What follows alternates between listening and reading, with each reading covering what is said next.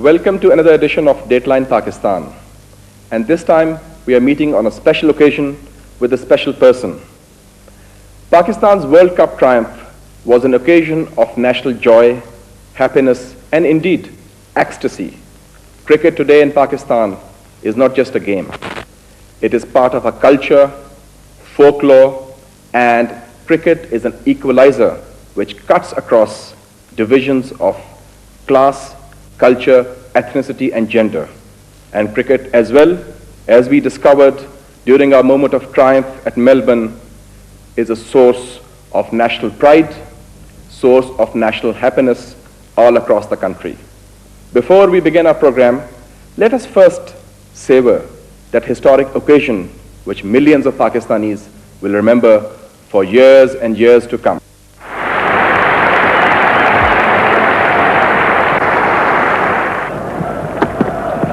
It in the air, surely this must be out. The keeper coming around, Imran Khan. He's got it. That could be the World Cup. It's in the air, there's a man out there. He's going back inside the circle. Here he comes. He's got it. Good catch. Almost a collision.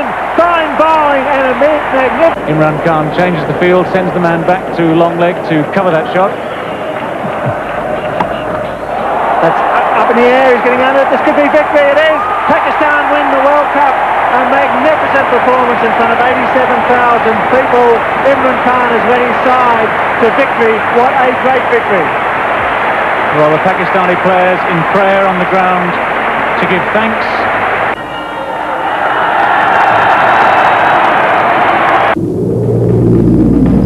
The world is coming down. The flags are up. Who's gonna be number one? Who's gonna take out the cup? It's a once-in-a-lifetime chance.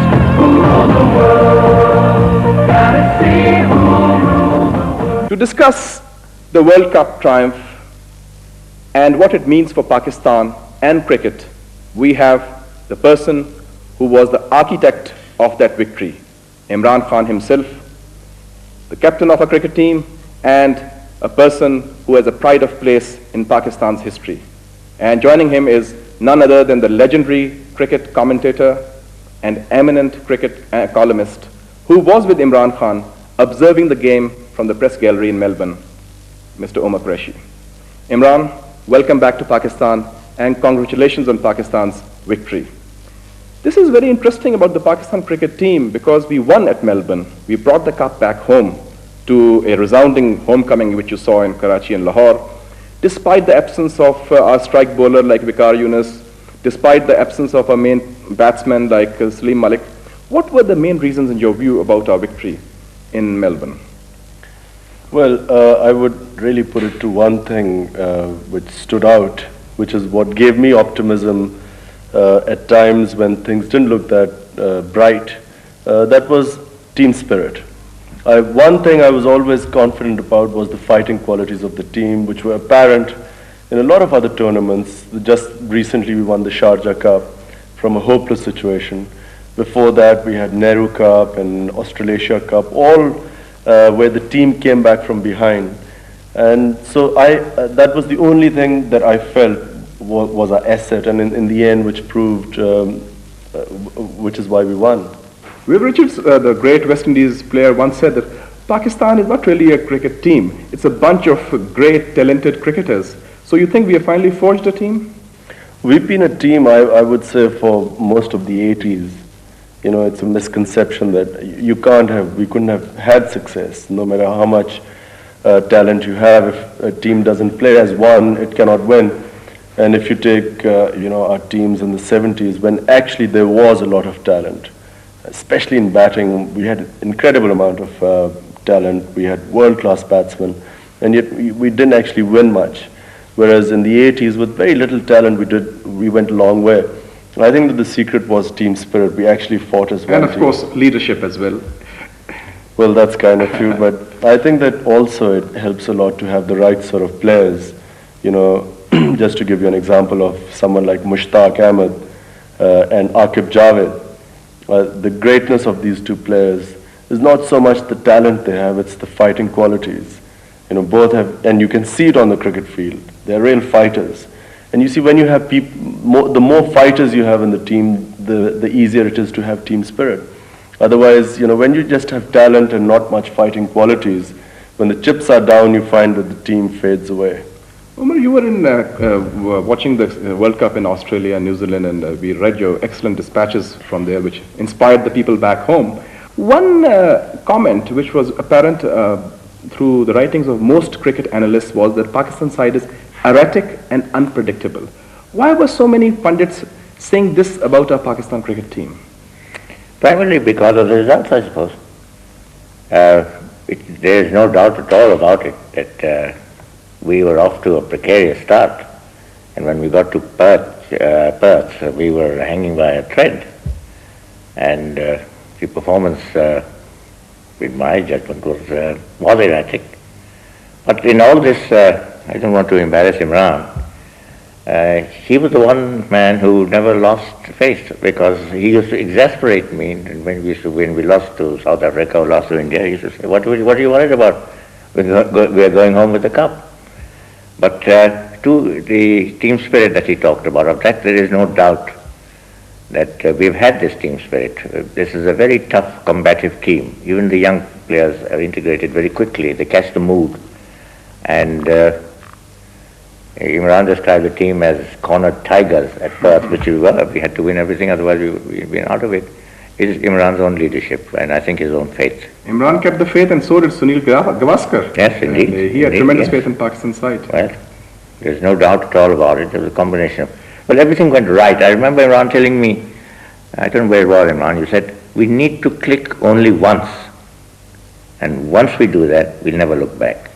And we did that first, Imran, against Australia. Imran, I read Umar Qureshi's victory dispatch after we had won the World Cup, and he wrote in that that it was a planned win, that we planned for this victory. So in your planning, what were your main worries and concerns that these go wrong, we may not be able to make it? Well, let me tell you, in the beginning, the biggest problem was, the reason why we were so erratic was because our combination on which we had relied upon when we got to Australia, that was destroyed. And the main reason was that Waqar Younis, who was the key in our bowling, he wasn't there any longer. The other problem we had was that, Javed got right, but my injury came at the worst time. So, when a captain misses the first two most important World Cup matches, that threw the team off balance, because not only was I the captain, but the key all-rounder. I mean, along with Wasim Akram, my batting and as the main bowler, that again threw the team off balance. And then by the time I got back, we hadn't won a game and we weren't that confident. So therefore, a win was very important, which is what I kept telling Mr. Qureshi, that we need to win one match. You see, what happened to New Zealand was that they had won every match, and they lost that one match before the semi-final, and they did not have a win to go in the semi-final with the confidence that we did. Because if you keep winning, you get into a winning habit, and that's very important. Confidence is utmost, and the moment you start losing confidence. The plan was actually very straightforward. We had 3 exceptional bowlers. Mushtaq developed. I mean, you'd be surprised to know that we almost sent back Mushtaq, because his bank here, UBL, doesn't play him. So he came there, he was bowling all over the place, and we actually thought he wouldn't make it. But it is a tribute to his fighting qualities that he came back. Aqib Javed, I would say, is one of the best bowlers under pressure. Whenever you need him in the big match, his stature grows as a bowler. And he's very underestimated. I think he's a superb new ball bowler. And then, of course, Wasim Akram, who was our key, really. He was the main strike bowler. He's the talented player. And, of course, him being erratic made us erratic, too, because he every now and then would spray the ball. But the thing is, what we emphasized to him was that he's a wicket taker, not a medium pacer who was going to stop runs. And so he stuck to that, and in the end, when we needed him most, he was our key wicket taker. Our batting became a problem because in Zamam, who was a great success in the Sri Lankan one-day matches, when he got there with the extra bounce and the movement, he started failing on the top of the order. So we had to make a readjustment, and that's when I took this big risk and went at number 3, basically to protect them so that they weren't exposed to the new ball. And that was really our strategy. In the end, we got it right. The plan was basically very straightforward, that we would score runs and then we would, with the top order, really try and see off the new ball and preserve our big hitters like in Zamam, Salim Malik, Wasim Akram, Ijaz low down, so that when the ball had lost its shine, they do the fast scoring. And really it worked. Somehow everything clicked, batting, bowling, fielding, and of course the leadership. Umar, you were here probably when you saw the Pakistan team lose to Australia at the famous semi-finals in the World Cup in 1987. Oh, yeah? And the same team lifted the World Cup in Australia. What was different with the side in Melbourne as compared to the side in Lahore? I think very simple. At Lahore in 87, we were the favourites. And I don't know whether Imran will agree with me or not. I think here we were not the favourites. At one point we became the underdogs of this World Cup, the one we just played in Australia. And we were being written off. And we lost that match. I think little complacency had come into the team by the time we got to Lahore in 1987. If we had the same sharpness that we had since Perth in that Lahore semi-final, I think we would have walked it. Because in We would Melbourne, have I walked think, away with that cup. In fact, that World Cup too, we would have won. in Melbourne there was a killer instinct. Oh, very much so. We were these trapped tigers, as Imran kept on saying. We were, and Imran, you haven't told them about the T-shirt you wore. When we went to toss, I'll tell you, there's a marvelous story. When we were going to the ground, Imran showed up. He was wearing a T-shirt which had a tiger on it. And he said this is the same T-shirt he had worn at Lahore for the semi-final. And he said, I want to wear this again this time because I want to undo. We were playing Australia that day after, day and night. He said, I want to undo that. And when he went to toss, he mentioned that to Ian Chappell, who was interviewing him. He said, this is the same T-shirt I wore in Lahore, and today I'm going to make amends. I think he's like Alan Border with that. Imran, coming to the broader element, the human element as they say, during your victory speech, you said a few things, and I think everybody was so overcome with emotion, probably including yourself. The occasion was so big. But there has been some criticism in Pakistan to that you said a few things, you didn't mention the teammate. How would you respond to that criticism? I think one was a very legitimate criticism that, I should have really praised the team. And I was going to. The fact is that I was actually going to praise the team because really, how could one not? A team that fought so well and came back from behind, took the pressure so well, and really it played like every captain's dream, so I really should have. But what happened was that it wasn't a planned speech. There were 90,000 people in the ground. And in an emotional state, I suddenly went on the stage, received the World Cup, and then I was expected to say something. So, I just, at that stage, probably, I still would have said something after. Of course, my obsession with the hospital came through, and, I find there's nothing wrong with it. There are people who've criticized me on that, for projecting a hospital. I feel the least amount of embarrassment. That's a noble cause. Yeah, I don't feel embarrassed about it. But coming back to the cancer hospital, I don't feel the least embarrassed to have mentioned it at that stage. Because really it is a fact. One, it is an obsession. Secondly, I feel that, it is not, I'm not trying to project a factory I'm making or some money-making scheme. It's something, which is for the Pakistanis. It's a hospital which is to benefit the underprivileged and the poor people here. Absolutely. And why should we not convert a World Cup victory into helping ourselves? And really, it baffles me that when I hear people criticizing me on that. No, that criticism is absolutely unwarranted, I think, because the cause is so noble and it's going to help so many people. Apart from that, Mushaid, I want to make a point, is that people saw the World Cup in this country on television, and some heard it on the radio, within the confines of their own homes or public places. But we were there under lights, 90,000 people. You have no idea of what it meant to be present there. And for Imran then suddenly to be projected on that stage of 90,000 people under the lights. And you know that nobody was ashamed to cry on that occasion. I wrote that, and nobody was ashamed to cry, and in fact, I won't admit to crying myself. I'm too old a warrior for that sort of thing. But let me tell you one thing, that all of us who were there, we were a small contingent of Pakistani media, there were some BCCP officials, Shahid Rafi himself was there, did a tremendous job.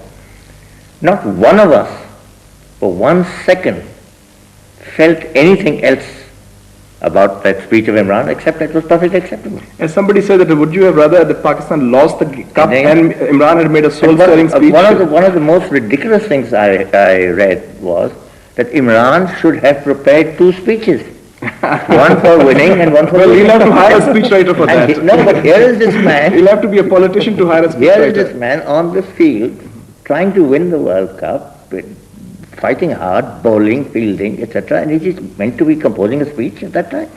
I mean, this is really... Imran, talking about the future, well, and of course, a lot of people are talking of other things. You've talked of your obsession with cancer, and I think that your obsession with cricket also stands.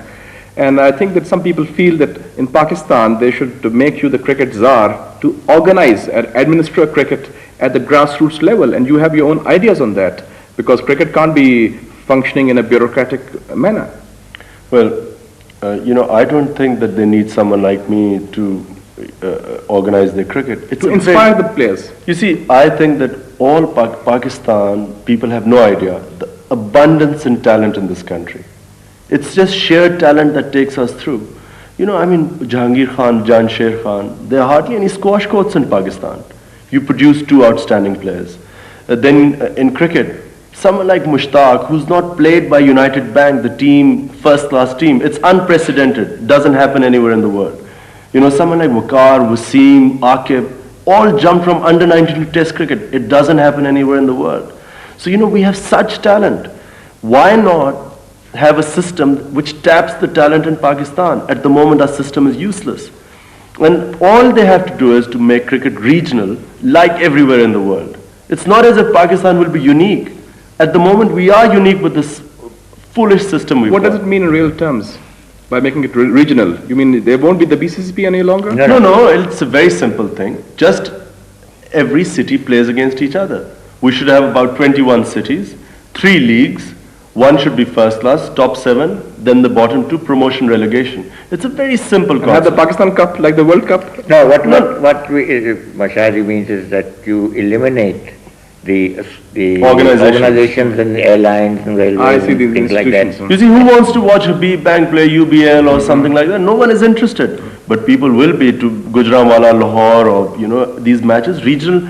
I mean, everywhere in the world, it's the regional conflict that arouses identity, crowd identity, and there's competition. Plus, you tap talent all over the country. At the moment, the system is non-existent. It's not producing any players. What I suggest is that scrap that system, send the journalists for about 3-month tour of the world so that they see cricket. People should see the cricket in Australia, the Shield cricket, so that they have an idea what we are up against. Rather than every time the team loses, you say it's bad selection, it's corruption, nepotism, or whatever. The selectors are blamed, the captain, the board, they want to dismiss. People should know why are these problems happening in Pakistan. Why do we have inconsistent performances? Why are players suddenly exposed in Australia? And the reason is that they have no idea that the first-class cricket structures we are up against are so far ahead of us that, it's just, had it not been for the sheer talent in Pakistan, we would be demolished in world cricket now. Umar, would you agree with that suggestion? Yes, I would. I certainly would agree. I've been a great supporter of what Imran has been saying. The problem arises here is the issue has been marginalized, because it would then mean it's an employment factor that the banks and airlines who employ 20, 30 cricketers, etc., that they may lose their jobs. But I don't think that is necessarily so, because I remember when I was in PIA, when we started to recruit sportsmen, not just cricketers, but hockey players and other players, etc., we had no playing rights. But at the same time, we continued to employ them. And I see no reason why, because... Well, Umar, it's the same case in India. There are regions, that's right. They play against states, but they're employed by State Bank of India and so on. So, the players have got jobs. And it is possible to have a separate tournament of just departments and... Why not just give them a one-day Wills tournament so that the players can be employed, they can get the publicity, but not disrupt our first-class cricket structure. It should be regional. Imran, are you also going to preside over the post-Imran era in Pakistan cricket, make the transition, or you're still going to be up and about playing in England and South Africa? And I don't know when the post-Imran era is. It could be very soon. I mean, I've damaged my shoulder a lot in Australia. I kept playing 5 weeks with a damaged shoulder, so I'm suffering a bit now. I don't even know how it will recover. It's in a bad shape right now. Mr. Qureshi thinks I'm being negative, but it is a problem at the moment, so maybe the post-Imran era comes very soon. The fact is that, really what will help Pakistan cricket is not personalities. I think what we need here is our institutions. We need to build proper cricketing institutions, and there's so much talent here, we don't have to worry about people. well, on that positive note and your confidence in the natural talent of Pakistanis, we must end this program. I must thank Imran Khan and Umar Qureshi, and I hope that all the viewers will join us in wishing Imran the best of luck on recovery of his personal health and in his very noble project of the Cancer Hospital. Khuda Hafiz, viewers. The world is coming down.